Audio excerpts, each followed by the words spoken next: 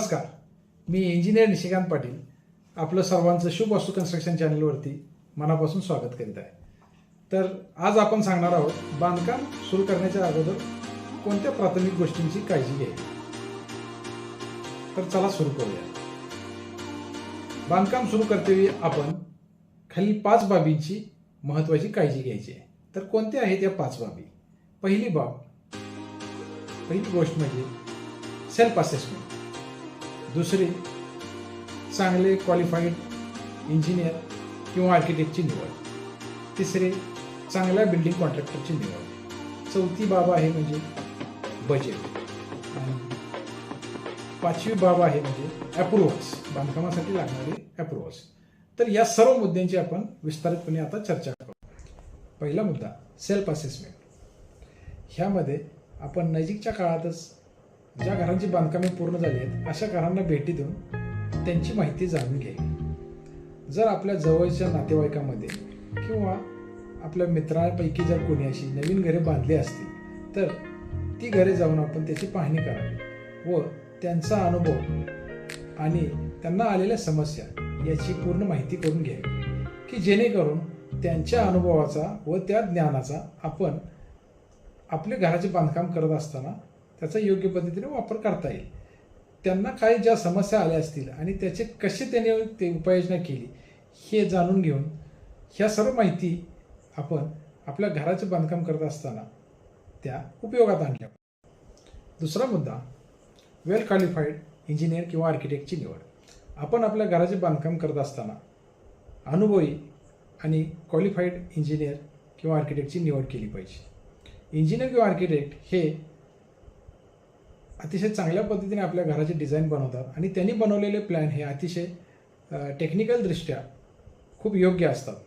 त्यामध्ये जर आपल्याला थोडेफार बदल करायचे असतील तर ते आपण करू शकतो, पण चांगल्या इंजिनियर किंवा आर्किटेक्टकडूनच आपण आपल्या घराचे डिझाईन्स बनवले पाहिजे. बऱ्याच वेळा आपण थोड्या जास्तीच्या फीमुळे चांगल्या इंजिनियर किंवा आर्किटेक्टच्या हातात काम न सोपवता कुठल्याही अनक्वालिफाईड लोकांच्या हातामध्ये काम सोपवतो व त्यामुळे बांधकामामध्ये खूप मोठ्या अशा चुका होतात. जर आपण चांगल्या इंजिनियर किंवा आर्किटेक्टच्या हातात काम सोपवले तर त्या अशा चुका होणार नाहीत व आपले बांधकाम योग्य पद्धतीने पूर्ण होईल व शेवटी आपले हे बांधकाम चांगल्या पद्धतीने व कॉस्ट सेव्हिंगनेच आपले काम पूर्ण होतं. चांगल्या बिल्डिंग कॉन्ट्रॅक्टरची निवड. आपण आपल्या घराचे बांधकाम करण्याकरता चांगल्या बिल्डिंग कॉन्ट्रॅक्टरची निवड केली पाहिजे. तर बिल्डिंग कॉन्ट्रॅक्टर म्हणजे ह्यांच्याकडे सर्व लोकांची टीम असते. उदाहरणार्थ RCC वर्क करणारी लोक, ब्रिकवर्क प्लास्टर करणारी लोक, तसेच फ्लोरिंगचे काम करणारी लोक, painting, carpentry work, fabrication, electrical, plumber हे सर्व लोक ह्या बिल्डिंग कॉन्ट्रॅक्टरच्या अंडर काम करत असतात. त्यामुळे आपल्या घराचे काम करत असताना चांगल्या बिल्डिंग कॉन्ट्रॅक्टरची निवड करणे हे तितकंच महत्त्वाचं आहे. चौथा आणि महत्त्वाचा मुद्दा म्हणजे बजेट. आपण नेमलेल्या इंजिनियर किंवा आर्किटेक्टकडून घराचे इस्टिमेट तयार करून घ्यावे व त्यामध्ये येणाऱ्या फायनल प्राईसनुसार आपण आपल्या घराचे बजेट हे आखावे व त्यासाठी लागणारे फंड्स याचे योग्य पद्धतीने नियोजन बांधकाम सुरू करण्या अगोदरच करावे की जेणेकरून आपले बांधकाम हे पूर्ण व्यवस्थित आणि योग्य वेळेमध्ये कंप्लीट होईल. 5वा मुद्दा अप्रुव्हल्स. जर आपले बांधकाम हे ग्रामपंचायती हद्दीत किंवा नगरपालिका किंवा महानगरपालिका या हद्दीत असेल तर त्यासाठी लागणारा आवश्यक बांधकाम परवाना हा आपण काढून घेतला पाहिजे.